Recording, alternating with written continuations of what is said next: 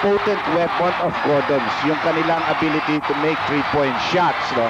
Si Rino Salazar is egging his players. Wala ng foul dahil nasa penalty na tayo. Sa seryeng ito, 31.3 from that nice area. shot. Samantalang mabilis sa pamatay sunog ginawa ni Lago as he converts from the corner. Si Lago meron nang naitatalang 8 puntos, Dr. J. Yeah, you know, he did not have a big game in game number 2, no, dahil nagdidepensa siya kay King. They go to Marlo. Harencio is open. Harencio will take his 3. 3-point shots, back to back. Alam mo, hindi pwede biruin ng Alaska itong Gordons dahil hindi natin alam. Pag ito dumikit ng laban, baka makita mo si King sa laro. You know, just to shoot a shot or two, no? At ito, tumatagong-dong ang kuneta sa pagbabalik ng Alaska o rather ng Gordon sa laro. Ang Alaska ngayon, hitangan ng bola. Lastimosa, tumira, wala. Locsin as the rebound. A chance to tie the ball game or cut down the lead to just a point. Tatlong 3-point shots ng Gordons dito sa quarter na ito has given them just a 3-point deficit. We have 2:56 remaining dito sa second quarter. Timeout ni Team Gold.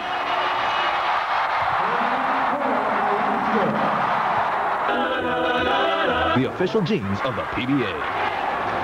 Sa kasalukuyan po, tatlo lamang ang kalamangan na tangan-tangan ng kupunan ng Alaska and Terry Saldana na nagsimula ng kanyang career way back in 1983 para sa kupunan ng Toyota Tamaraos. Toyota. At a young tender age of 17 yata, kung di ako nagkakamali, Dr. J. Well, I think he was about 18, 19 years old already. Nagkaroon na experience yan sa Mika. Naglaro yan. Kasabay pa nga yan sila Yoyo, sila Lazaro, sila Cristobal, sila Pasco. So he had some experience already. Coming off Letran also, no? Sa high school talaga naging star yan. But he has had these better years, no? Kinuha na lang ni Sunny yan just to maybe help out an old friend. Pero malaking bagay, Dr. J, because dito sa larong ito, nailapit niya na ng 2 punto, isang punto na lang rather, and he gets a rebound, Dr. J. At ang veterano now going to work. Harencio. Ang nakikipagpapakita ng very good poise for Gordons in this championship series is JB Gayoso. Iyon ang veterano, Dr. J, the only remnant of the original champion team of 1991. JB Gayoso. That was the first opportunity for Gordons to take the lead, but Aquino missed the fadeaway shot. No, Aquino forced to come back earlier than gusto nila because Wilmer Ong thrown out of the ball game for that elbow shot to the head, to the face of Bong Hawkins. Lastimosa working on Gayoso. Oy, yeah, Trabiling ay tatawag. And Dr. J, credit JB Gayoso, who seems to be working on his defense. At ito overlook, palaging offense ang hinahanap sa kanya. But in that last play, Dr. J, and in the past plays, talagang pinahihirapan ito si JB Gayoso, si Jojo Lastimosa. At saka yan, nabanggit mo na naman yung old warrior na si Terry Saldana helping out with the umbrella-like defense. Hindi siya makatira, so obligadong bumaksak si Jojo with the ball in his hands, no? Just a 1-point lead para sa kupunan ng Alaska. Hand check foul on Kevin Ramas. Ang Gordons nasa penalty ngayon ng Alaska, papasok na rin sa penalty with only 1 minute and 41 left dito sa ating first half.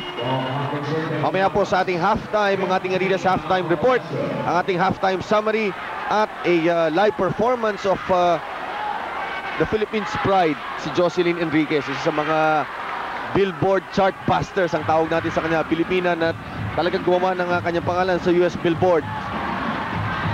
Locsin gumagawa ng kilo sa ilalim. Si Terry Saldana fighting for that possession and a jump ball forced by the ang tawag sa kanya, the old warrior. Well, the old warrior, and it's about 38, 37, 38 years old. Parang si Yoyo Villamin yan. You know, just about that range of the age. He still has that leaping ability, pero wala na yung sunod-sunod, no? And not that good a post-up player anymore. Dati, Dr. J, yung kanyang kontra-tempo kilos ang talagang kabilib-bilib. Marlo Aquino diving for the ball. Gayoso is open, faking. Tatawagan ng traveling na naghahaman siya. He saw the opening, pero pinipit yung kanyang paa. Yeah, it's something that we always see from Bong Radena. You know, that move shuffle, that you want to shoot already, but then you make the shuffle and you don't put down the ball on. You don't dribble the ball. No? Johnny Aparientos, tightly guarded by Pito Harencio, forced to stop the dribble. Yun ang gusto, Dr. J, ng Gordons. And Terry Saldana tapping that ball out. Si Bong Hawkins having a nightmarish ball game, shooting 2 of 9. Hindi siya makaporma, and we have, Mr. of Andy course, Soriano III, the president of San Miguel Corporation. at speaking of San Miguel, sa ating mga kapatid sa San Miguel Beer, congratulations, nanalo na naman ang ipinagmamalaki ng Pilipinas na San Miguel Beer sa gold. Nakakuha sila ng gold medal, Dr. J, sa 1997 World Selection of Beer. So sa mga kapatid natin sa San Miguel Beer, congratulations at And more power and keep it up. Jojo with a 3-point shot.